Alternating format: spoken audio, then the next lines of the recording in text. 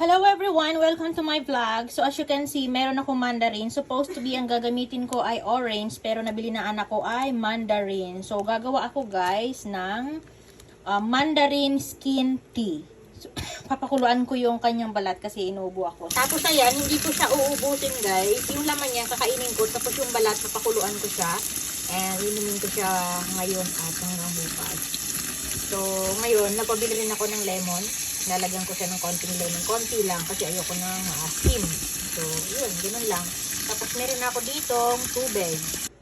So, ayan guys. As you can see, ito na yung lahat ng mandarin oranges. And nag-slice ako ng 2 lemon para hindi siya masyadong maasim.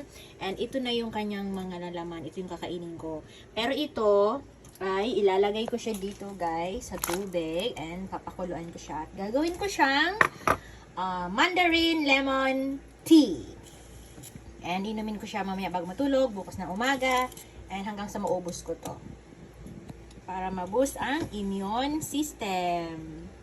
So, kayo na bahala mag-search kung ano ang health benefits ng lemon and ng balat. Para walang sayang, di ba? Pang-boost ng immune system, guys, mandarin lemon skin tea. So, ayan. O, di ba? Papakuluan ko lang siya sa mahinang apoy.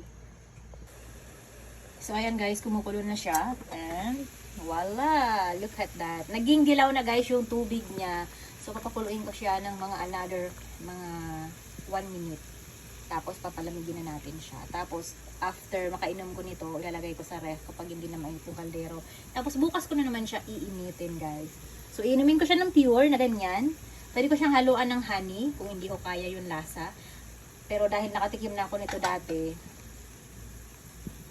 okay lang kahit wala ng honey. Kasi yung balat naman ng orange ay manamis-namis. And beside, konti lang yung lemon na nilagay ko. Kapag kasi maraming lemon, maasim talaga siya guys. Kaya ayan. Pwede mo lagyan ng luya kung gusto mo. Pero yan lang yung ginawa kong pang-boost ng immune system. So ayan guys, medyo nag-ano na siya. Hindi na siya masyadong mainit. So kukuha tayo. O diba, dilaw na yung pagkatubig niya. Ilalagay natin. O diba, dilaw na. So iinumin ko siya ngayon. Balat ng mandarin at konting lemon. Oh, cheers! Hello! So ngayon, eto na. Eto na yung ginawa ko na pang-boost ng immune system para sa aking ubo. Yung mandarin na may halong konting lemon. So, cheers! Tikman nyo na guys. Try nyo to minsan. Yung amoy niya, amoy mandarin. Nubo talaga ako.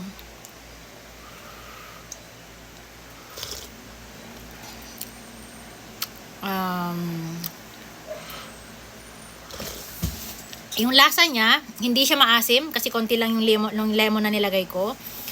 Yung amoy niya talagang mandarin, pero yung lasa niya hindi siya matamis. Medyo konting mapakla, pero tolerable naman.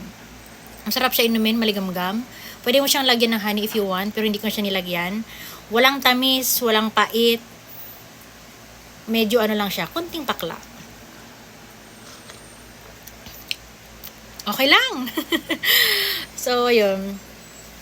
Kayo na bahala mag-search kung anong health benefits ito. Pero, stay healthy guys. And, gusto ko lang i-share sa inyo. Thanks for watching.